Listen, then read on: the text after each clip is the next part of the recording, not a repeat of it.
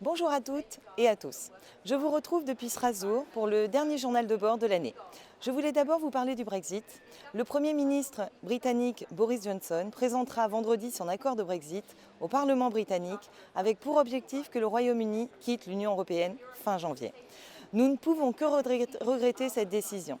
Boris Johnson a certes obtenu une confortable majorité au Parlement, il n'avait pas la majorité des électeurs. Sur une décision aussi lourde, c'est plus que problématique.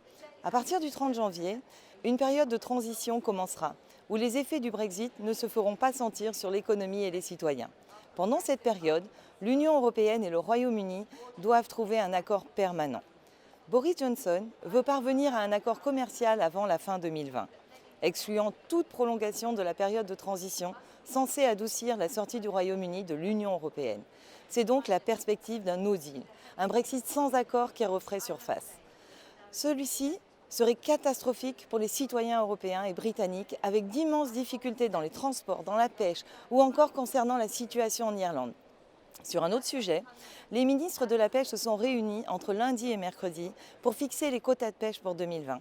La réforme de la PCP prévoyait d'atteindre le RMD, donc le rendement maximum durable, c'est-à-dire que les stocks soient exploités à un niveau durable au plus tard en 2020, donc c'est aujourd'hui. Il y a deux systèmes différents entre d'un côté la Méditerranée, de l'autre côté l'Atlantique, la mer du Nord et la Baltique. En Méditerranée, il y a un système de réduction par l'effort moins efficace que les quotas. En bref, on réduit le temps passé à pêcher pour un certain nombre de bateaux d'une certaine puissance de moteur.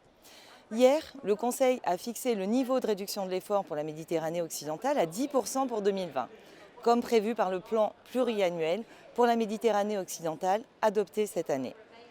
Mais les ministres n'ont pas pris en compte les résultats d'une étude publiée par la Commission européenne plus tôt dans l'année qui relevait une fraude massive sur la puissance des moteurs, les moteurs étant plus puissants que ceux qui étaient déclarés et les moteurs auxiliaires ne sont même pas comptabilisés.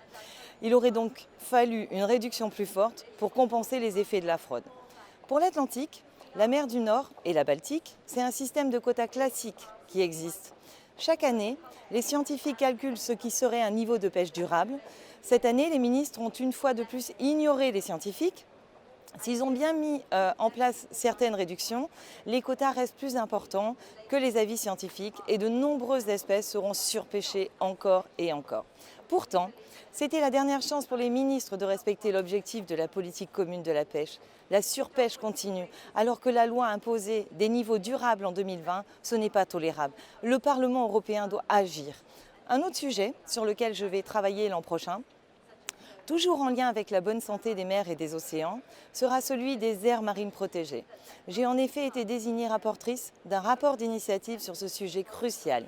Dès janvier, je rencontrerai les ONG, les organisations de pêcheurs, les autorités locales. Je me rendrai sur place pour voir les exemples d'aires marines protégées, fonctionnelles ou non, pour pouvoir mettre sur la table des solutions pour les mers et les océans. En attendant, je vous souhaite à toutes et à tous de belles fêtes de fin d'année.